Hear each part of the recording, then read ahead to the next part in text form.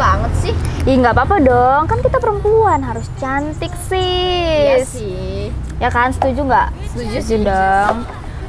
By the way, happy wedding loh. Oh, thank you dong. Sorry, kemarin aku nggak bisa Iya, datang. kamu tuh nggak seru loh. Kenapa sih nggak datang? Kemarin sebenarnya aku mau datang, Li. Cuman ada kesibukan, urusan mendadak kemarin, jadinya nggak bisa. Sorry ya. Yus, it's okay, nggak apa-apa. Pokoknya aku doain kamu sama suami kamu tuh langgeng, happy sampai kakek nenek. Thank you. By the way, kapan nih rencana nikah? Nyusul dong. Ya elah nikah, aku kan masih kuliah, masa nikah sekarang sih gimana sih? Ih, jangan lama-lama loh. Nikah itu enak tahu. Enak. Yes. Apa enak aja? Nikah Enak. doang? Kamu tuh bisa nerima gaji suami, bisa manja-manja, ada teman tidurnya. Wow. Makanya jangan dilama-lamain. Syaratnya itu cuma satu kok. Apa? Yang penting kamu punya pasangannya. Itu doang? Iya dong. Wow. Kalau masalah rezeki itu bisa nyusul. Pasti akan ada nanti rezekinya. Wah, calonnya sih udah ada sih Ya udah. pasangannya. Kalau udah ada calonnya ya udah lah. Berarti boleh nih? Bisa dong. Wah, ntar deh aku coba ngomong dulu deh. Ya udah. Secepatnya Biar loh. kamu aku tunggu iya. undangannya. Nanti kalau udah aku kabarin kamu deh. Oke. Aku tunggu dong undangan kamu. Oke. Sebenarnya kamu nggak pesan minum? Oh iya, aku pesan minum bentar ya. Oke. Brings me down. You're the cure, my love. In a bad rainy day, you take all the worries away. Love you every minute, every second. Love you everywhere in any moment. Always and forever. I know I can't quit you, 'cause baby, you're the one. I don't know hell in a world devoid of light. You bring light. In your eyes I see the light. My future. Tante. Hai Ra, masuk yuk.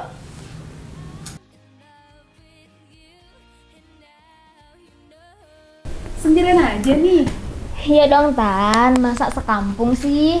Ya juga sih, maksud tante kan biasa kamu kesini bareng sama mama kamu. Iya, soalnya tadi aku nggak dari rumah Tan, aku habis ketemu teman di sana. Tante tebak, pasti kamu mau curhat kan? Sebenarnya sih iya sih Tan. Jadi gini. Gimana tuh? Aku kan ada rencana mau menikah Tan. Di umur sekarang? Jadi kemarin tuh temanku ada nikah bulan lalu. Nah kita tuh habis cerita-cerita kan Tan. Dia tuh cerita nikah tuh enak loh Tan. Punya temen yang bisa diajak ke sana kemari, temen ngobrol, pokoknya enak lah Tan. Nah terus aku pengen dong, tapi aku masih takut nih ngomong ke mama. Bantu ya Tan. Astaga Ra, kamu kan masih kuliah, umur kamu juga masih 20 tahun loh. Jangan sekarang ya, tante juga gak setuju loh. Kenapa sih Tan? Kenapa orang-orang tua tuh kalau misalnya anaknya mau bilang mau nikah, hah? Di umur segini? Ya terus di umur berapa sih Tan? Ra, kalau yang kamu bilang tadi, kamu nggak harus nikah dulu biar dapat semua perhatian itu. Selama ini kan mama papa kamu juga besarin kamu dengan kasih sayang. Sekarang gini deh, tante tanya, emang kamu udah punya modal untuk nikah? Udah dong, kan modelnya cuma satu, punya Apa? pasangan. Aku udah punya pacar, bisa dong. Ra, nikah tuh nggak sesederhana itu. Kamu tuh harus mempersiapkan kesiapan mental, fisik, sama finansial kamu. Dua orang yang mau menikah itu tuh nggak cukup cuma modal cinta aja, harus ada komitmen, harus ada persiapan. Kamu tau nggak sih Ra, pernikahan tuh sebenarnya dimulai setelah kamu tuh sah di mata hukum dan agama, bukan waktu pesta doang. Kamu tahu nggak BKKBN? Nah, kepala BKKBN tuh menetapkan loh ada 10 indikator yang harus dipenuhi sebelum seseorang itu menikah. Memang sih standar dari tiap orang itu kan beda-beda. Tapi dengan kamu memenuhi 10 indikator ini, kemungkinan kamu akan membentuk keluarga yang berkualitas dan minim terjadi perceraian. Kepala BKKBN, emangnya BKKBN itu apa Tan? BKKBN itu adalah Badan Kependudukan Keluarga Berencana Nasional. Gitu. Terus Tante tadi bilang ada 10 dimensi, banyak amat, apa aja sih Tan? Nah, denger ya. Yang pertama tuh adalah kesiapan usia. Berdasarkan riset dijelaskan kalau usia minimal untuk laki-laki menikah itu adalah 25 tahun. Sementara usia minimal untuk perempuan adalah 21 tahun. Nah, kamu kan masih 20 tahun. Berarti syarat pertama aja kamu belum memenuhi loh. Loh, tapi kan masih ada 9 lagi, Tan. Siapa tahu aku memenuhi yang 9-nya. Bocil. Kita bedah satu-satu nih ya. Tadi kan udah tuh indikator pertama. Indikator kedua namanya kesiapan fisik. Jadi setelah menikah, diri kamu kan udah bukan punya kamu lagi, tapi udah punya pasangan juga karena kamu sudah menikah dengan pasangan kamu.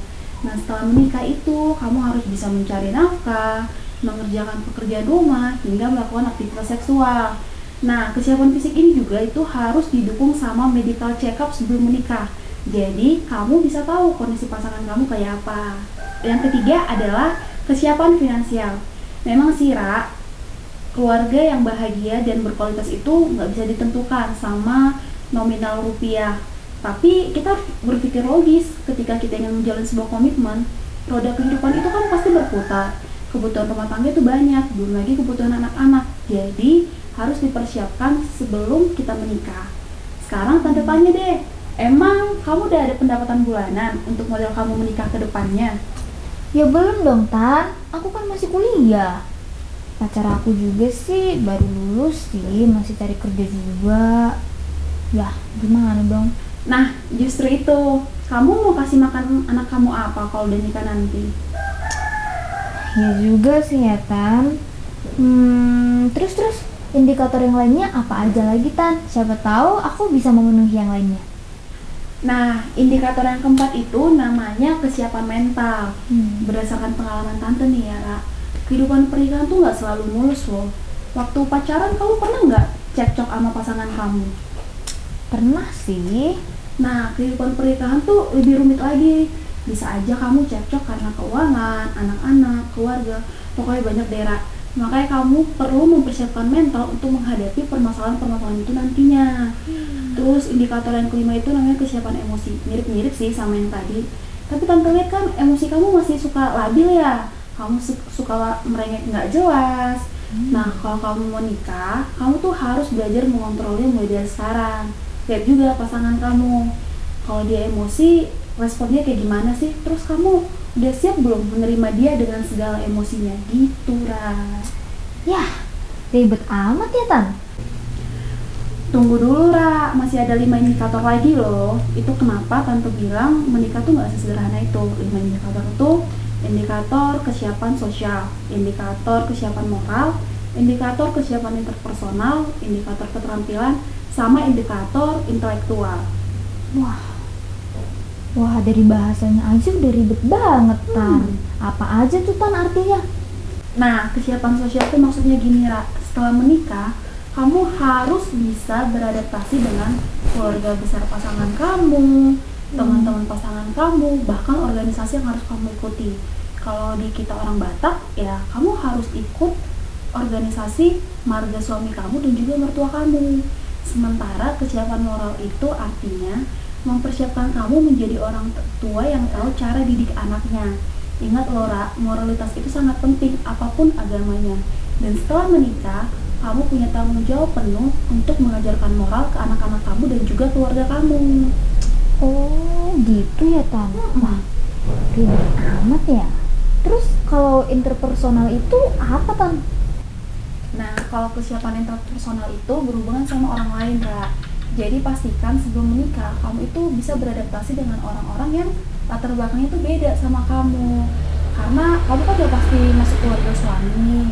Dan setelah menikah itu, kamu dan pasangan pasti akan terus-menerus bertukar pikiran supaya tujuan keluarga berkualitas dan bahagia tadi bisa tercapai.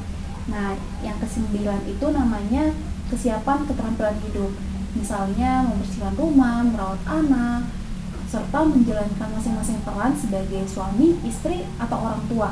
Bahkan merawat organ reproduksi dan mengetahui alat kontrasepsi untuk menjaga jarak kehamilan itu juga keterampilan yang harus dipersiapkan sebelum menikah gitu loh.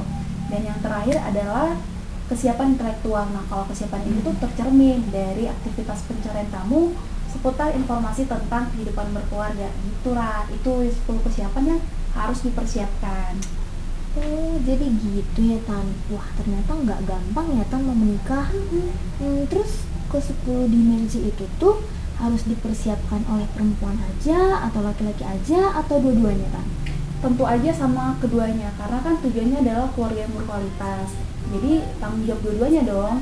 Kalau anak-anaknya bahagia, keluarganya, orang tuanya kan juga harmonis. Jadi kamu gak usah ngebet nikah karena teman kamu yang udah pada nikah. Lebih baik kamu mempersiapkan diri aja dulu, penuhi setidaknya 10 indikator yang tadi tante jelasin. Oh gitu. Oke. Kalau gitu sebaiknya aku kasih tahu pacar aku dulu aja ya Tan ya. Tapi nanti kalau misalnya gimana, bantu aku ngomong sama Rona ya Tan. Sip, aman. Pokoknya kamu sekolah dulu yang benar, bahagiain diri sendiri, bahagiain orang tua, terus persiapkan diri supaya nanti kamu jadi pasangan yang terbaik buat pasangan kamu. Oke deh Tante, makasih loh Tan informasinya. Aku jadi nggak ngebet-ngebet amat lagi. Iya, sama-sama. Masih kamu aku sampai lupa ngomong. Iya, aku juga lapar Tan. Bagi makan dong Tan. Boleh, yuk. Yuk, kan? Love you till a rainy day becomes clear. Never knew a love like this. Now